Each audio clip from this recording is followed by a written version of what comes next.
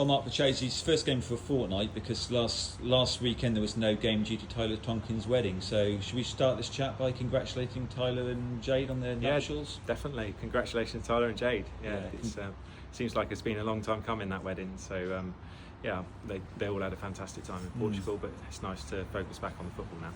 Yeah, certainly. And focusing back on the football, more good news today. The final score was Wadebridge Town 1, Penzance 3. That has to be a very satisfactory result. Yeah, I said to the boys after the game that although we weren't at our best today, it's the type of place we came to last year and didn't get the result. So when you're not at your best and you turn out with the 3 points, that's really pleasing. Mm-hmm.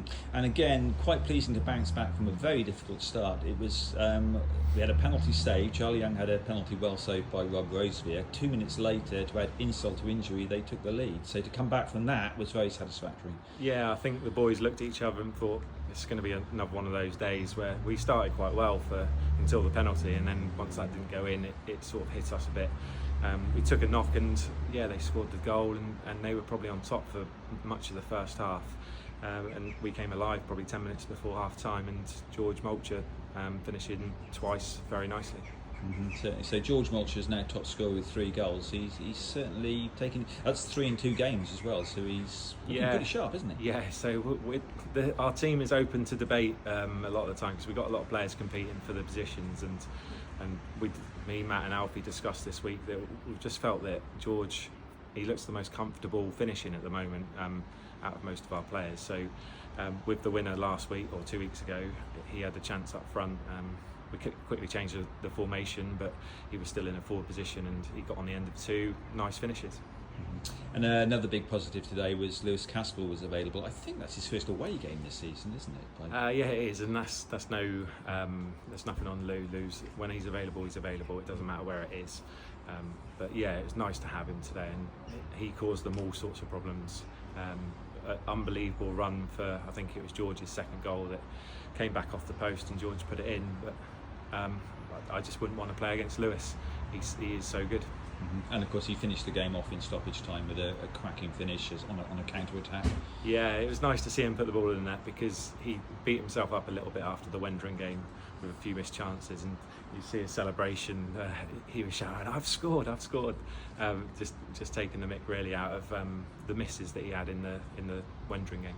Mm-hmm. And another good defensive display. Certainly during the period we were down to 10 men following Charlie Young's sin binning, they threw everything at us. We held very solid, didn't we? Yeah, it felt like it was the Alamo for 10 minutes while Charlie was off.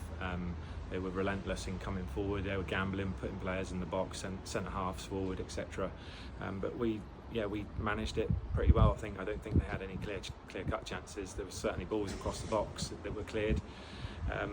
And I want to probably shout out to Archie for yet another really, really good game for him. He's had a great season so far in a new position for him. He's been brilliant, and he was brilliant again today. Yeah, worth mentioning that was his 99th consecutive league start.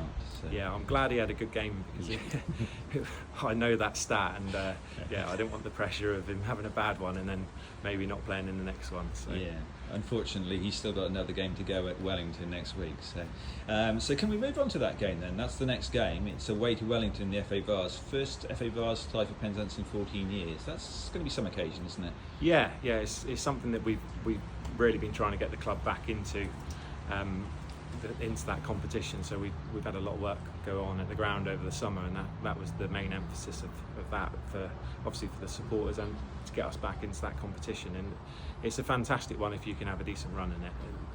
It's not going to be nice to go to Wellington if we lose, but if we go to Wellington and win, it's going to be a fantastic trip. And then who knows who we get in the next round. Mm-hmm. Personally, have you had good experiences in the FA Vase as a player?